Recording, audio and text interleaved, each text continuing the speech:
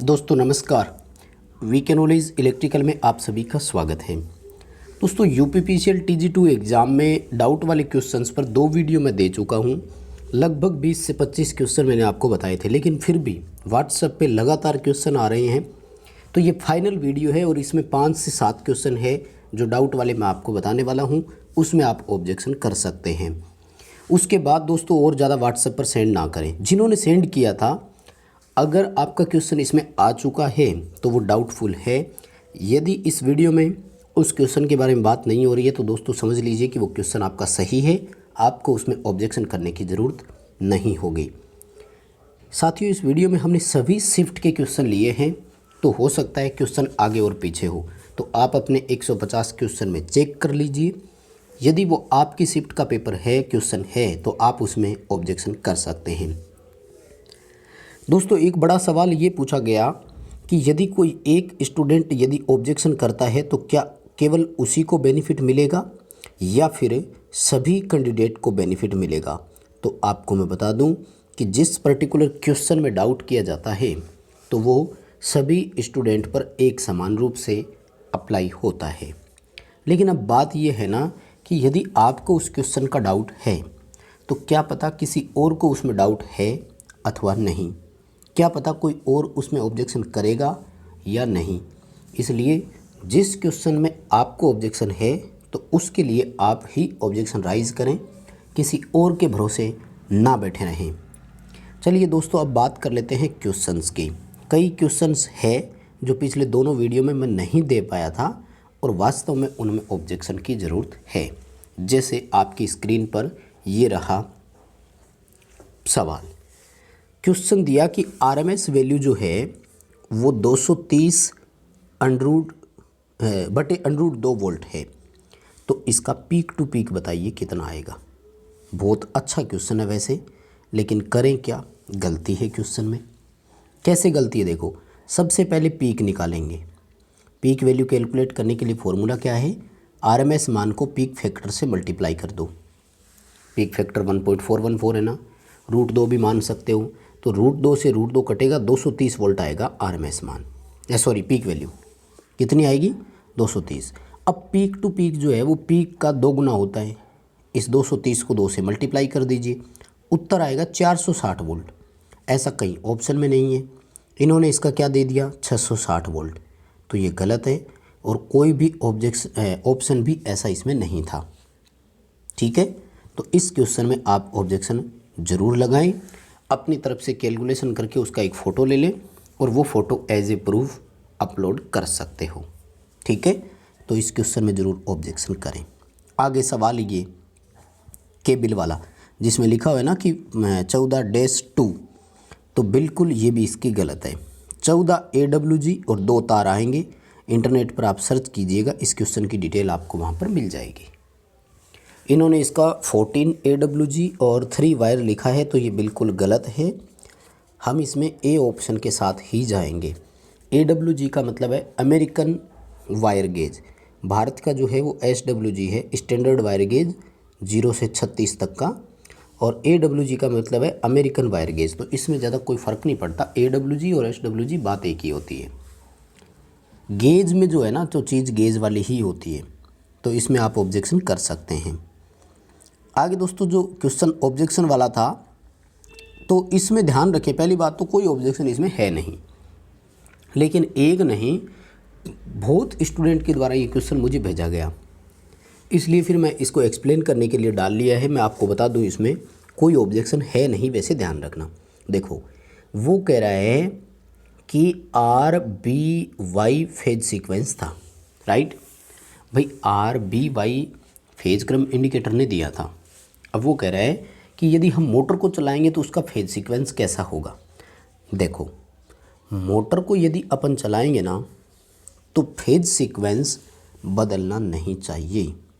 Phase sequence कब नहीं बदलता, जब या तो सेम एज इट इज़ हो, RBY की जगह RBY, या फिर तीनों फेज परस्पर बदल जाते, इसकी जगह वो, उसकी जगह वो, उसकी जगह वो। यदि कोई भी 2 फेज बदलते हैं तो फेज क्रम बदल जाता है, और जिस डायरेक्शन में फेज सीक्वेंस इंडिकेटर का डिस्क घूमा था मोटर उसके अपोजिट डायरेक्शन में घूमेगा। जबकि यहाँ पर तो ये पूछा गया था कि जिस डायरेक्शन में फेज सीक्वेंस इंडिकेटर का डिस्क घूम रहा है मोटर भी उसी डायरेक्शन में घूमना चाहिए। तो क्या होना चाहिए, फेज सीक्वेंस एक समान फेज सीक्वेंस के दो ऑप्शन है, एक तो यही वाला RBY, तो ऐसा कहीं ऑप्शन में था नहीं, तो फिर दूसरा क्या बनेगा, दूसरा वो बनेगा जिसमें तीनों चेंज हो। तो अब आओ एक एक करके। पहले ऑप्शन में देखो Y अपनी जगह पर है, B और R को ही इसने बदला था, फेज क्रम बदल गया, मोटर उल्टी घूमेगी। तीसरे ऑप्शन में देखो B अपनी जगह पर है, Y और R को बदल दिया, फेज क्रम बदल गया, मोटर उल्टी घूमेगी। तीसरे ऑप्शन में देखो R अपनी जगह पर है, Y और B को बदल दिया, फेज सीक्वेंस बदल गया, मोटर उल्टी घूमेगी। लेकिन बी ऑप्शन में आप ध्यान से देखो तीनों के तीनों फेज बदले हुए हैं, इसका मतलब मोटर के डायरेक्शन में कोई परिवर्तन नहीं आएगा। तो इसमें ऑब्जेक्शन मत करना, ये सही है। आगे चलो भाई, डेल्टा वाला सवाल पता नहीं इसमें आप लोग क्यों कंफ्यूज हुए भाई। ऑब्जेक्शन मत करना, बिल्कुल सही है ये, लेकिन बहुत से स्टूडेंट ने भेजा इसलिए मैं आपको करवा देता हूँ सॉल्यूशन इसका। डेल्टा हो या स्टार हो, टोटल शक्ति ज्ञात करने के लिए फॉर्मूला होता है √3 line voltage line current into cos phi. समझ रहे हो ना। अब डेल्टा में लाइन वोल्टेज और फेज वोल्टेज बराबर होता है, तो हम लाइन वोल्टेज की जगह अगर फेज वोल्टेज भी लिख दें तो वो सही माना जाएगा। देखो क्या है कि ऐसा तो ऑप्शन है नहीं कहीं जो √3 VL/IL cos फाई जो है, इसका ऑप्शन तो कहीं है नहीं सेम टू सेम। तो फिर क्या करें, हम लाइन वोल्टेज की जगह क्या लिखेंगे, फेज वोल्टेज लिखेंगे। और ये देखो बी ऑप्शन में है। अगर ये क्वेश्चन स्टार के बारे में होता तो फिर हम क्या करते, लाइन करंट की जगह फेज करंट लिख देते, लाइन वोल्टेज की जगह लाइन वोल्टेज ही रहता, तो फिर आपका डी उत्तर सही होता। ध्यान रखना दोबारा कभी ऐसा क्वेश्चन देखने को मिले तो स्टार हो या डेल्टा दोनों के लिए वो कॉमन था, डेल्टा में ये भी चलेगा, स्टार में ये भी चलेगा। तो ये सही है, इनका ऑब्जेक्शन करने की आपको कोई ज़रूरत इसमें अभी है नहीं। हाँ, दूसरा ये इसका कर देना भाई ऑब्जेक्शन, प्रूफ मैं टेलीग्राम पर डाल दूंगा, इसका मेरे पास पड़ा है, निम्मी की बुक में दिया हुआ है बिल्कुल स्पष्ट। लो और मीडियम वोल्टेज और कंट्रोल केबल, तो इनके लिए खाई की जो गहराई है वो 1.75 मीटर होनी चाहिए, 1.75 मीटर होनी चाहिए थी, जबकि इन्होंने 0.75 दिया और ऐसा ना कहीं ऑप्शन है। तो इसमें ऑब्जेक्शन कर देना। इसका प्रूफ मैं आपको टेलीग्राम पर डाल दूंगा, सेंड कर दूंगा। एक एक को सब पर व्हाट्सएप पर भेजा जाना संभव नहीं है, उसके लिए माफ़ी चाहूँगा। आगे चलो, टोंग टेस्टर वाला भाई देखो, टोंग टेस्टर वास्तव में केवल और केवल करंट नापने के लिए ही होता है, मैं बताऊँ। हालांकि अभी जो टोंग टेस्टर आ रहा है वो एज ए डिजिटल मल्टीमीटर के जैसा ही आता है, तो फिर भी अपन करंट वोल्टेज चलो ठीक है, रेजिस्टेंस चलो ठीक है, मान सकते हैं, फ्रीक्वेंसी का भी तो मेजरमेंट नहीं होता भाई। इसका टोंग टेस्टर आज ही मैंने देखा है, आराम से पढ़ा मैंने उसको। तो टोंग टेस्टर का फ़ोटो मैं आपको, प्रैक्टिकल वाला फ़ोटो आपको सेंड कर दूंगा, कहीं भी फ्रीक्वेंसी मेजरमेंट का ऑप्शन ही नहीं है।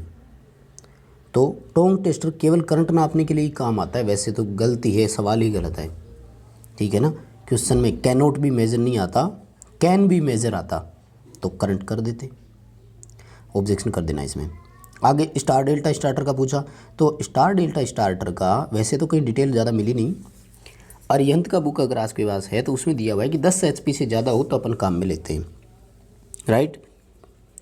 20 HP से ज़्यादा के लिए तो ऑटो ट्रांसफॉर्मर स्टार्टर काम में लेते हैं अपन।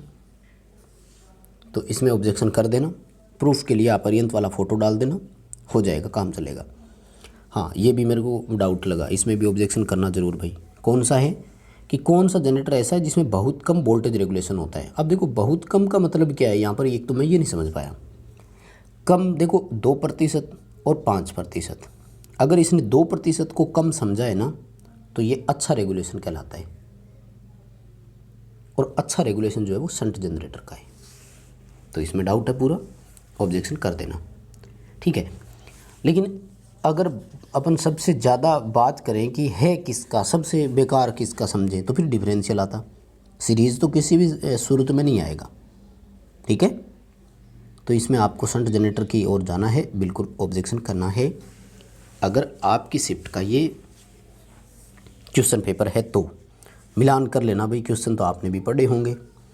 और एक ये वाला शंट मोटर की स्पीड कंट्रोल करने वाला, तो इसमें भी मुझे पूरा डाउट है भाई, ठीक है। लो से नॉर्मल स्पीड पर आना है, मान लीजिए मोटर का नॉर्मल स्पीड 1000 आरपीएम था, हमें 800 आरपीएम से 1000 की तरफ जाना है। 1000 से ऊपर तो नहीं जाना ना। नॉर्मल का मतलब है उसकी रेटेड स्पीड, यानी हमारी मोटर को हमने निर्धारित मान से कम गति पर चलाया था, समझ रहे हो। फिर क्या करेंगे, कम से वापस उसकी नॉर्मल स्पीड पे लाएंगे। तो भाई इसका आर्मेचर रेजिस्टेंस वाला आएगा ना। फील्ड वाला कैसे करोगे, फील्ड फ्लक्स तो है निर्धारित मान से अधिक गति के लिए होता है ना। और ये तो क्या करवा रहा है, लो स्पीड से नॉर्मल पर ला रहा है, उसकी रेटेड पे ला रहा है, रेटेड से ऊपर नहीं ले जा रहा। और वैसे भी देखो ए बी और सी तीनों ऑप्शन तो एक ही जैसे हैं। फील्ड वोल्टेज को कंट्रोल करते हैं तभी तो फील्ड की ओर जाने वाली धारा नियंत्रित होती है। तो इसमें ऑब्जेक्शन करना, निर्धारित मान से कम गति के लिए आर्मेचर रेजिस्टेंस विधि का उपयोग करते हैं अपन, ठीक है। आर्मेचर कंट्रोल मेथड बोलते हैं इसको शॉर्ट में। बिल्कुल आप इसमें ऑब्जेक्शन कर पाएंगे। चलिए आगे सवाल। भाई एक ये पता नहीं आपने कैसे सेंड कर दिया, मुझे समझ में नहीं आया इस क्वेश्चन का। बिल्कुल सही है भाई, ऐसा नहीं होता कि आपका गलत है तो आप इसमें ऑब्जेक्शन करना चाहोगे या आपको इसमें डाउट हो गया, कहीं कोई दिक्कत नहीं है। प्रथम समय में 63% चार्ज हो जाता है कैपेसिटर, 200 वोल्ट का 63% निकाल देना, 126.4 ही आ रहा है। बिल्कुल सही है, कहीं ऑब्जेक्शन की तरफ नहीं जाना। हाँ ये सवाल है, इसमें ऑब्जेक्शन करना भाई, ठीक है। औसत ईएमएफ पूछा है, ध्यान से समझना आप इस क्वेश्चन में, क्योंकि औसत ईएमएफ का एक ट्रांसफॉर्मर समीकरण का सवाल पूछा था उन्होंने, तो फिर आरएमएस समीकरण को सही नहीं माना, औसत को माना। तो देखो पहले प्रेरित ईएमएफ का फॉर्मूला लिख लूँ, तो n इंटू d∅/dt करना है ना, ठीक है। देखो 1500 टर्न है और 600 माइक्रोवेबर है, तो 10⁻⁻⁶ और 0.5 सेकंड समय है। एक पॉइंट वाला और कर दें तो 0 ऊपर एक और बढ़ जाएगी। तो देखो 3 और 2 5, समझ रहे हो। ये जब आप कैलकुलेशन के लिए लेकर जाएंगे तो 10⁻⁶ जो था इसमें से चला जाएगा 5, और ये आ जाएगा आपका 1.5। 1.5 को जब आप इससे मल्टीप्लाई करोगे तो ये आपका 9/5 आएगा भाई। ये 9/5 आरएमएस आए।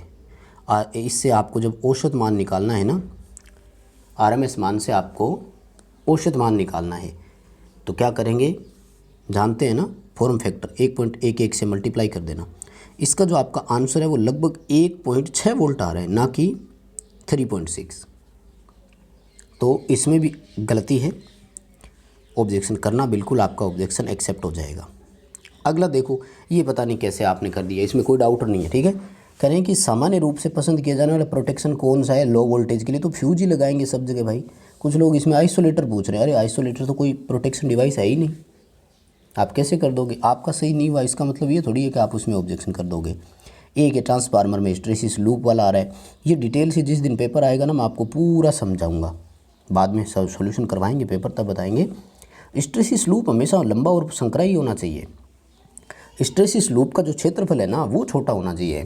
लूप लंबा होने का मतलब क्या है कि जल्दी कोर सेचुरेट नहीं होनी चाहिए, लंबी चलती जानी चाहिए उसके साथ भी। जितना ज़्यादा लंबा चलने का मतलब क्या है, कोर जो है वो सेचुरेट नहीं हुई, तो इसमें कोई डाउट नहीं करना आपको, ठीक है। और ये इंसुलेशन की मोटाई कितनी बार बताया है, ऑपरेटिंग वोल्टेज से इंसुलेशन की मोटाई और तार की मोटाई उसकी धारा से डिसाइड होती है, ठीक है।